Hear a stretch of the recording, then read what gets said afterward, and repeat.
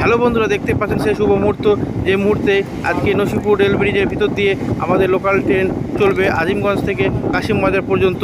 যে নসিপুর রেল ব্রিজের স্বপ্ন দেখেছিলেন AR খান সাহেব, তিনি আজকে কিন্তু নেই। এই শুভ মুহূর্তটা তিনি আজকে দেখে যেতে পারলেন না। যাই হোক, আজকে আমরা এই নতুন যে রেলপথ, এই রেলপথের আমরা প্রথম যাত্রীর সাক্ষী হলাম। গঙ্গার উপর প্রচণ্ড জল, এর মধ্যে দিয়ে নসিপুর রেল ব্রিজের মধ্যে আমরা আস্তে আস্তে প্রবেশ করছি।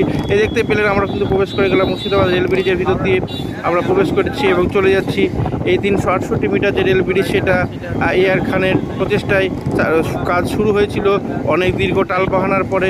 2024 মার্চ মাসেই শুরু হয়েছিল সেই রেল প্রজেক্ট, যেটা উদ্বোধন করেছিলেন নরেন্দ্র মোদী, আমাদের প্রধানমন্ত্রী। কিন্তু তখন এই লোকাল ট্রেন চলতো না, শুধুমাত্র মালগাড়ি চলতো। আজ অর্থাৎ 2 অক্টোবর গান্ধী জয়ন্তীর দিনেই রেলমন্ত্রী অশ্বিনী বৈষ্ণবের প্রচেষ্টায় এবং তিনি উদ্বোধন করলেন শিয়ালদা থেকে, এবং চলছে আমাদের এই লোকাল ট্রেনটা, যেটা কাশিম বাজারের উদ্দেশ্যে ছুটছে।